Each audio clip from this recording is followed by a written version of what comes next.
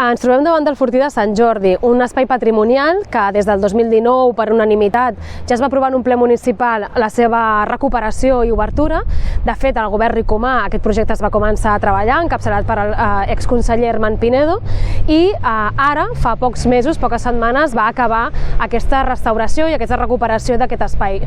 Un projecte que va costar 250.000 euros per retornar a la ciutat de Tarragona un espai patrimonial que, com dèiem, no és un espai patrimonial però del segle XVIII-XIX. Sempre ens queixem de que sembla que només invertim o que només ens fixem en el patrimoni romà de la nostra ciutat. Doncs bé, Tarragona té un importantíssim també patrimoni del segle XVIII i XIX, del qual forma part d'aquest Fortí de Sant Jordi.